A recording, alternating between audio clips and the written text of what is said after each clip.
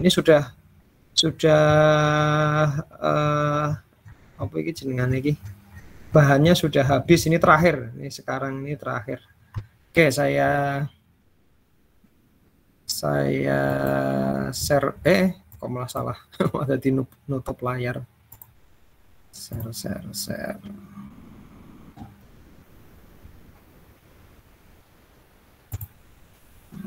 Kok orang no?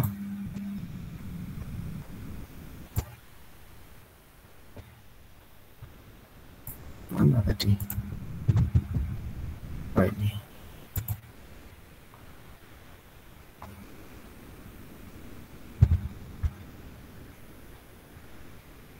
Ya, sudah terlihat ya di sana ya. Sudah, Pak. Oke.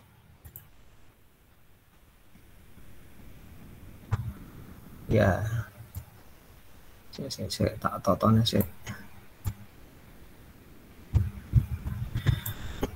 Ya, oke, kita masuk ke rangkaian listrik ke-9.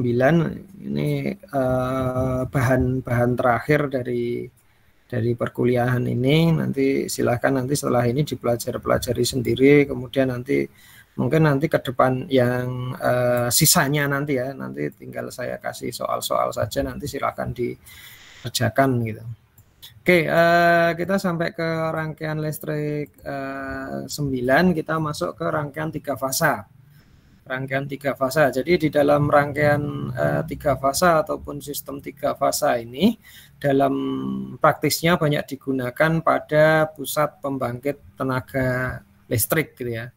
Di dalam pembangkit tenaga listrik itu mereka menggunakan generator sinkron 3 fasa. Nah, apa yang dimaksud generator? Generator itu mengubah tenaga ya tergantung tenaga apa di sana. Kalau PLTA ya berarti tenaga air. Kalau PLTU ya berarti tenaga uap. PLTD diesel. PLTG apa G apa ya? Generator. Kok generator? Ini generator ya wis generator. Nah, gas mungkin gas ya. Tapi uap ya gas ya. Apa iki kok PLTG iki? Nulis mah ra ngerti dhewe. Ya pokoknya PLT gitu ya, pembangkit listrik tenaga PLTN. Nah, PLTN ya tenaga nuklir gitu. Nah, jadi di dalam generator ini sinkron 3 fasa ini adalah yaitu mengubah dari tenaga tadi ya, bisa air, bisa uap, bisa diesel, bisa nuklir, bisa panas bumi dan lain sebagainya, itu menjadi arus listrik gitu ya, menjadi tenaga listrik. Nah, kemudian ini digunakan untuk transformator 3 fasa, kemudian motor listrik 3 fasa, serta peralatan kontrol atau pengaturan putaran motor dalam bentuk 3 fasa. Ya, jadi semuanya dalam 3 fasa ini karena kita di dalam PLT tadi ya, pembangkit listrik tenaga pembangkit listrik tadi, kenapa 3 fasa? Karena memang 3 fasa itu mudah dalam mendistribusikannya gitu ya. Walaupun nanti kita seumpama di rumah kalian ini kan menggunakan 1 fasa ya, nanti tinggal diambil 1 saja fasanya gitu. Nah, kemudian rangkaian 3 fasa secara garis besar terdiri dari 2, yaitu sumber tegangan 3 fasa dan beban listrik 3 fasa. Jadi dibagi 2, di situ ada sumber tegangannya, terus kemudian ada yang diberi sumber. Kalau yang diberi sumber artinya beban gitu ya. Beban listrik 3 fasa. Ya, jadi itu. Nah, kemudian seperti ini apa namanya? Mekanisnya ya, atau konsep dasar ataupun dalamnya lah, gampangannya dalamnya di dalam generator itu seperti ini, generator sinkron 3 fasa. Jadi di sini ada 3 lilitan, di sini ada 3 lilitan. Nah, lilitan ini yang akan menjadi fase. Nah, ini ada kan 3 fase, jadi ada fase 1, ini P itu fase ya. P1 fase 1, P2. Kemudian ada satu lagi netral. Netralnya juga ada di sini di kawat yang ungu gitu ya. Kawat yang ungu ini common atau netral. Nah, generator sinkron 3 fasa terdiri dari 3 buah belitan berbeda fasa 120 derajat. Lah kalau totalnya kan 360 ya, muter gitu ya. Kalau nanti saya perlihatkan ininya gelombangnya. Gelombangnya nanti bisa 360 derajat ini, tapi karena di sini karena belitan 3 fasa dan dibagi 3 gitu, dibagi 3, jadi beda fasanya itu 120 derajat antar fasanya. Jadi kalau kita bisa lihat di gambar ini, jadi ada belitan P1N, belitan P2N, belitan P3N, itu artinya ya P1 ini kan ada belitannya juga, ini ada ada sambungnya 1 tapi N gitu. Jadi kalau nanti kita menggunakan 1 fasa, kita tinggal mengambil saja di sini. Terserah kalian mau ngambil yang P1 atau P2 atau P3, terserah kalian mau ngambil yang mana. Katakanlah kita mau ngambil yang merah ataupun P1 gini ya. Ya tinggal dihubungkan saja P1 sama N sama netral. Nah, ini nanti akan terjadi kalau ada bebannya ya, berarti bebannya di ari katakanlah lampu gitu ya. Kalau di situ disambung lampu berarti lampunya akan menyala gitu. Nah, tapi yang perlu diperhatikan di dalam 3 fasa ini harus stabil. Jadi di dalam jadi seumpama ginilah, untuk 1 fasa kalau di ini ya, kalau kalian lihat di rumah kalian ataupun kalau yang enak sih sebenarnya perumahan gitu ya, karena dalam satu perumahan nanti ada trafonya sendiri-sendiri gitu. Tapi kalau di rumah yang bukan perumahan ya ada trafonya, cuman kadang-kadang susah nyarinya gitu di mana. Tapi pasti ada itu. Nah, itu silakan kalian coba cari trafo gitu ya, 1 trafo. Nah, 1 trafo itu kan mensuplai beberapa rumah gitu. Nah, itu ada di sini. Beberapa rumah itu diambilkan salah satu di sini. Seumpama ada sekelompok rumah sekelompok daerah trafo 1 gitu ya, diambilkan dari P1N gitu aja. Terus nanti ada kelompok lagi 2 ataupun perumahan ya 2 diambilkan P2N. Kemudian ada lagi yang lain itu P3N. Nah, di dalam satu kelompok itu tidak boleh semuanya ada di sini. Jadi tadi ada 3 kelompok, ada 3 trafo yang nanti disalurkan ke rumah gitu ya. Jadi ada kelompok 1, kelompok 2, kelompok 3 itu tidak boleh semuanya P1N ini semua disambung sini semua, itu tidak boleh karena akan tidak seimbang antara P1, P2, P3. Lagi kalau P1 itu bebannya terlalu banyak, P2 ini tidak ada bebannya gitu. P3 bebannya sedikit, jadi kan beban itu tidak seimbang. Nah, ini akan merusakkan di sini. Akan motor di sini kan juga akan generator di sini kan akan bekerjanya juga tidak seimbang karena di satu sisi sini sangat kerjanya sangat keras gitu, berat, tapi di sisi yang lain itu lemah gitu. Jadi nah, itu yang akan mengakibatkan nanti rusaknya generator. Makanya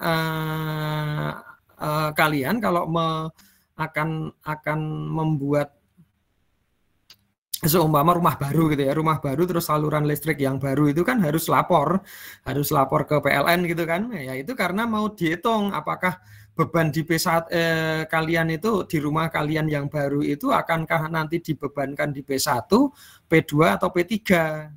Nah, mungkin karena P1-nya sudah penuh, P2 sudah penuh, tinggal P3 ya berarti dipasangkan di P3 dan sebagainya gitu ya. Nah, nanti si PLN nanti akan mensurvei, menganalisis apakah ini yang paling baik itu ditempatkan di mana di antara P1, P2, P3.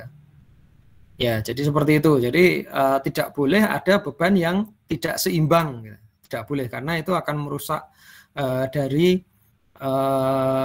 peralatan sendiri, dari peralatan listrik sendiri. Nah, ini gambar dari tadi ya, gambar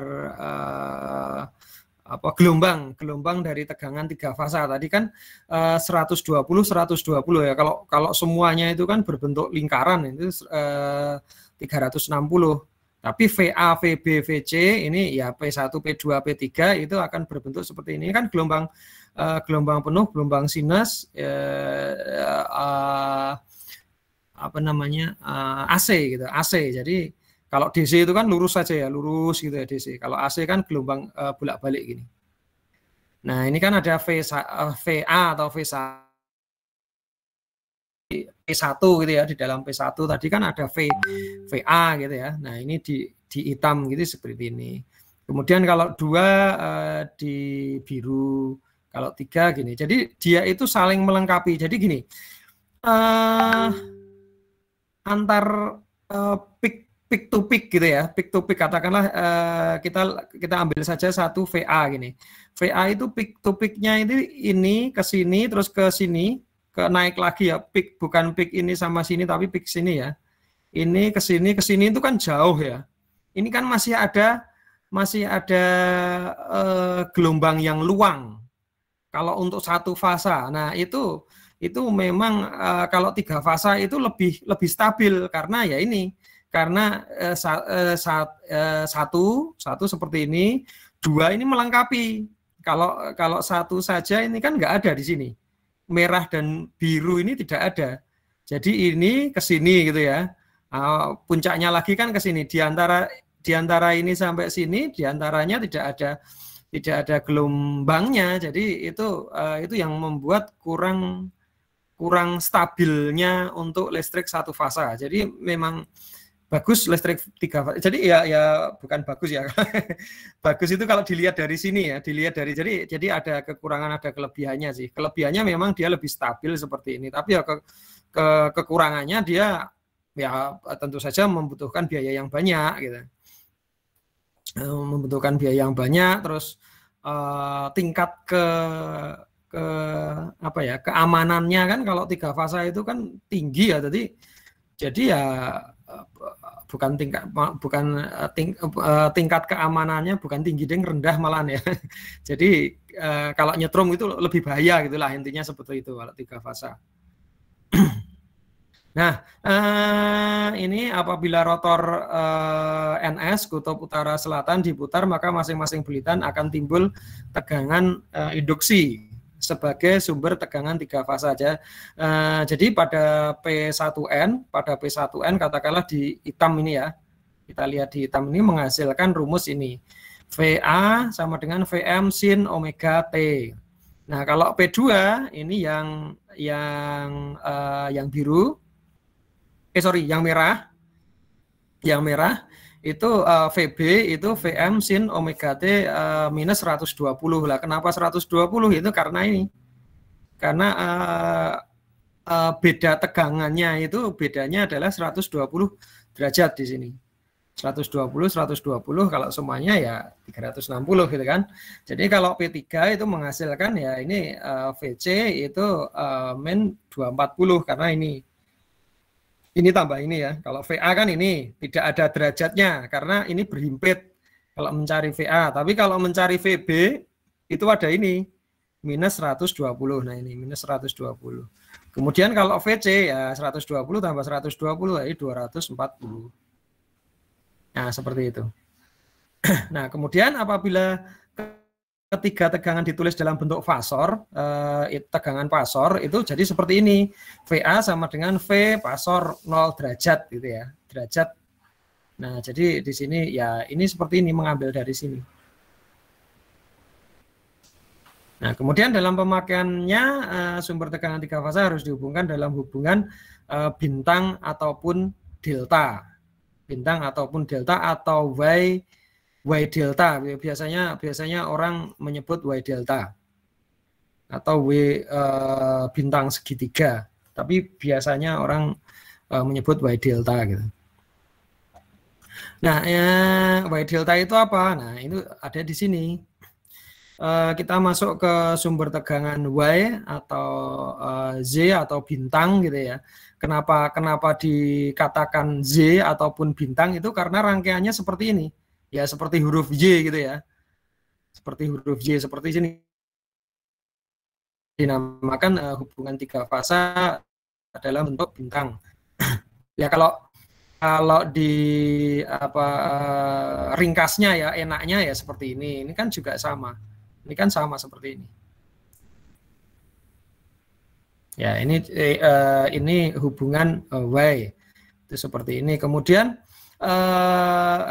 hitungan lagi. Tegangan pada sumber tadi kan kita mencari di awal kan di awal tadi dalam tiga fasa itu kan ada sumber sama beban ya. Ada beban, ada sumber tiga fasa, ada beban tiga fasa. Nah, ini kita akan bicarakan yang pertama adalah di dalam sumber dulu. Di dalam sumber itu ini tegangan pada sumber tegangan hubungan Y. Nah, di dalam sini VAN, VBN, VCN sama dengan VP. VP itu pasa, V pasa ya. Kalau VAB, VBC, VCA ini sama dengan VL. VL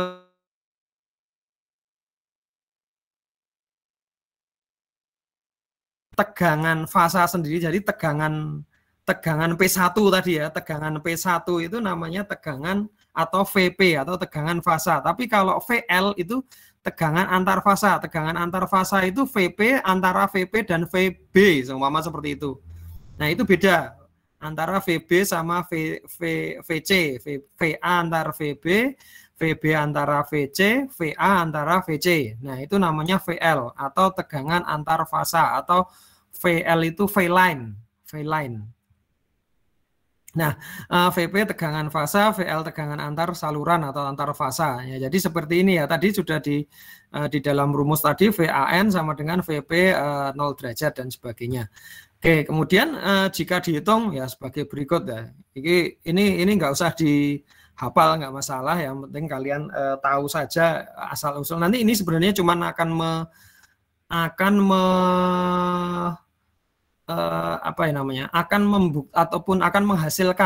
menghasilkan satu rumus di sini. Oke, nanti bisa dibaca sendiri. Nah, kemudian di sini. Nah, di sini ada persamaan 1, didapat persamaan 1 VAB sama dengan ini. Persamaan 1 ini bisa dilihat. Kemudian di persamaan 2 ini ada VBC, akar 3 dan sebagainya ini. Kemudian persamaan 3 di situ ada VBC juga. Tapi di sini derajatnya beda ya. Kalau di sini derajatnya minus 90, di sini derajatnya minus 210. Nah, maka diperoleh. Nah, ini yang perlu diapalkan. V-line sama dengan akar 3 VP. Jadi V-line, V antar pasa itu sama dengan akar 3 VP. Paham nggak sampai sini? Silakan kalau ada pertanyaan. PP. Jadi kalau kalian mengukur kan ada 3 fasa. 3 fasa itu kan ada kabel ya. Kalau VP itu ngukurnya adalah ya kabel satu pasanya itu sama netralnya. Kalian ukur pakai voltmeter gitu ya. Ada berapa? Terus kemudian antar line itu ya antar fasanya P1, P2 atau P1, P3 terserah. Nah, itu seharusnya itu VL, V-line itu antar pasa itu sama dengan akar 3 VP ataupun tegangan di pasanya, di pasa. Oke, sampai sini sudah paham belum? Kalau belum silahkan kalau ada yang ditanyakan.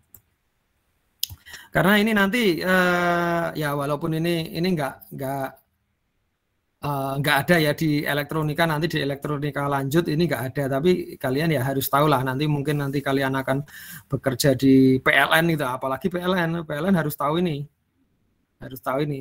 V-line sama dengan akar 3 VP. Hanya saja di sini ya ini kan sebenarnya rumus-rumus ini sebenarnya nggak usah dihafal, nggak apa-apa, tapi ya harus tahu bahwa VL sama dengan akar 3 VP ini diperolehnya dari mana gitu.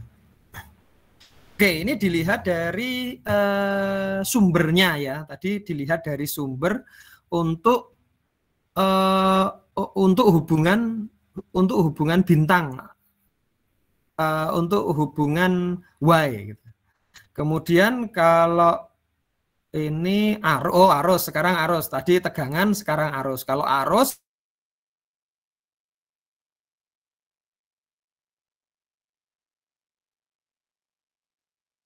IP. Jadi IL itu ya ini ukur, kalau diukur ini itu sama dengan ya satu aja, ini sama. Ya sama itu. Karena arus keluar juga arus masuk ya. Nah, kemudian tadi sumber tegangan di Y. Sekarang kita akan melihat sumber tegangan 3 fasa di segitiga di delta. Nah, seperti ini hubungannya delta. Kalau tadi hubungannya Y itu kan seperti tadi ya, gambar tadi. Kalau ini delta. Nah, kenapa dihubungkan? Kenapa dinamakan hubungan segitiga ataupun delta itu ya karena rangkaiannya ya segitiga gitu aja. Di sini kan ya segitiga, rangkaiannya segitiga. Nah, ini cara merangkainya seperti ini, merangkai apa namanya aslinya gitu ya. Kalau kalian nanti merangkai suatu rangkaian apa namanya delta segitiga itu nanti seperti ini atau seperti ini, ini sama dengan ini. Cuman kalau di prakteknya nanti kan lebih gampang ini, memahaminya kan lebih gampang yang A. Oke, kemudian kalau dilihat dari tegangan sumbernya, tegangan sumber di dalam delta, tegangan di dalam sumber ternyata VL itu sama dengan VP, beda dengan tegangan yang ada di hubungan bintang ya, beda ya tadi ya. VL sama dengan akar 3 VP. Jadi ya nanti silakan kalau nanti nanti kalian ada masalah ataupun ada kasus ini di dalam rangkaian itu, di dalam rangkaian 3 fasa itu dia tegang apa namanya, rangkaiannya berbentuk Y ataupun delta. Nah, nanti tinggal dicari saja itu Y atau delta, kemudian kita cari dengan rumusnya seperti ini. Oke, terus kemudian setelahnya sekarang arusnya tadi tegangan arus yang ada di Y, sekarang tegangan arus yang ada di delta. Nah, tegangan arus yang ada di delta seperti ini. IA sama dengan IP 0 derajat. Kemudian ini hampir sama dengan tegangan, tapi tegangan yang ada di Y gitu ya. Jadi rumusnya itu di tegangan di Y itu hampir sama dengan arus di delta. Nah, kemudian kalau arus di Y itu hampir sama dengan voltase atau tegangan di delta. Nah, ciri-cirinya seperti itu. Ya, nanti kalau kalian belum hafal tinggal buka aja, nggak apa-apa, nggak masalah. Oke, itu tadi. Oh, ini apa nih? Ya, ini arus dalam hubungan segitiga. Nah, jadi seperti ini cuma nano aja ya, seperti tadi mencarinya gitulah, mencarinya. Ini ada rumus seperti ini.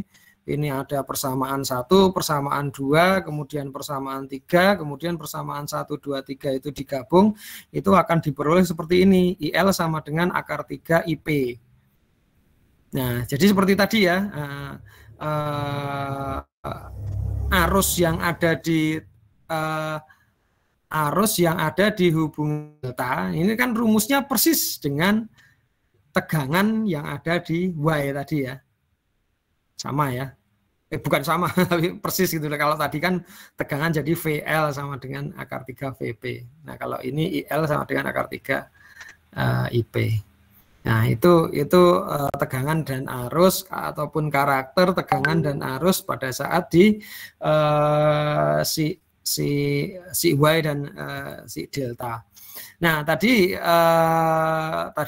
kita lihat dari sisi sumber. Nah, kemudian di sini kita lihat dari sisi beban. Nah, di sini beban kita lihat yang pertama, beban untuk Y itu seperti ini tadi dihubungkan ya, sama ya. Nah, ini pada saat beban itu VL sama dengan akar 3 VP. Nah, ya setelah dicari ini sama dengan ini. Ini sama dengan tadi ya juga ya, tegangan sumber yang ada di Y gitu ya, sama dengan ini ya, rumusnya sama. Kemudian arusnya ternyata juga sama. Nah, ini juga tadi berbalik tadi dengan Y. Ini kita temukan di sini setelah dijabarkan dari rumus, kemudian ada ini.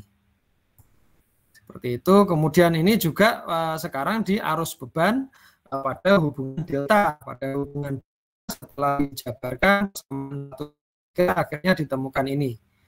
Ya, seperti itu. Nah, tadi kan ada dibagi menjadi dua, dilihat dari sumber tegangannya dan dilihat dari bebannya. Nah, sekarang itu kita lihat kalau sumber tegangan 3 fasa dan beban listrik 3 fasa hubungan delta itu bagaimana? Nah, ini sumbernya itu kita hubungkan secara Y, tapi di dalam beban itu kita hubungkan secara delta, secara segitiga. Nah, itu bagaimana? Nah, itu akan terjadi rumus seperti ini. Nah, di sini ada 3 ya. Kemarin kan daya itu ada 3, ada daya nyata, daya reaktif, ataupun daya semu. Daya semu atau daya maya gitu ya, daya semu lah biasanya disebut, nyata, reaktif, semu. Nah, pada saat dihubungkan seperti ini, daya nyata di dalam 3 fasa itu adalah ini ya, 3 VP IP cos pi. Nah, nanti silakan di sini. Nanti kalau ada soal, ada kasus itu seperti ini. Nah, atau dapat ditulis dengan tegangan antar saluran dan arus saluran beban segitiga itu P3 fasa ataupun daya 3 fasa, yaitu akar 3 VL IL cos pi. Nah, ini kalau daya nyata itu rumusnya seperti ini. Nah, kemudian kalau reaktif bagaimana? Kalau reaktif ya seperti ini. Tinggal sin saja di sini. Daya reaktifnya bedanya dengan nyata, ini ada sin, kalau ini cos pi, ini sin pi. Satuannya volt ampere var. Kalau daya semu itu baru volt ampere VA. Nah, itu seperti ini, jadi tidak ada sin cos ya. Kalau semu langsung saja di sini. Nah, seperti ini.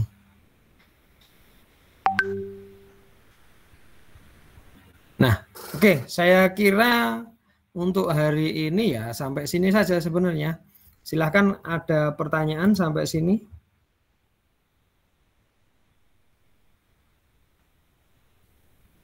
Nah, nanti kalau kalian ada soal nanti ya silakan, nanti bisa dibuka-buka di sini ataupun dibuka-buka di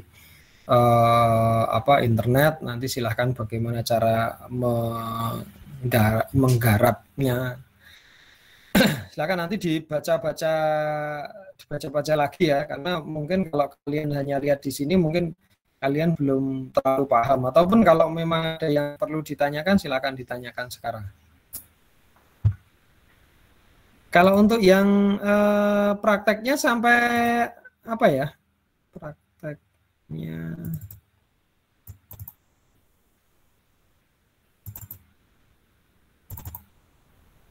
V1 ini baru job 6 ya? baru pada nggarap job 6. Ini job 6 aja baru sedikit ini yang nggarap. Oh, ada yang job 7, yang kelas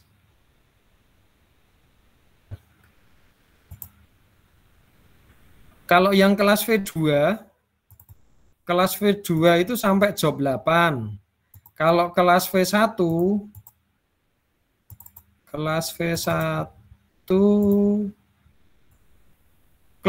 baru sampai job 6. Itu aja baru 2 orang. Ayo lihat di anu ya, dikerjakan ya. Oke, Pak. Iya, Pak. Ya, Pak. Siap. Iya, Pak. Ini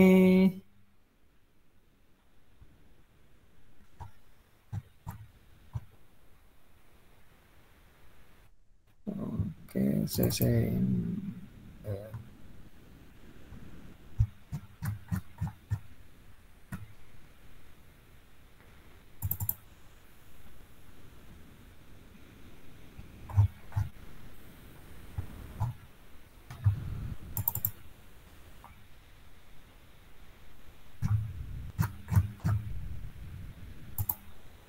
ya, oke, kita dari ini kita selesaikan juga untuk lab sheet-nya. Kita sebentar, saya stop sharing dulu. Saya ganti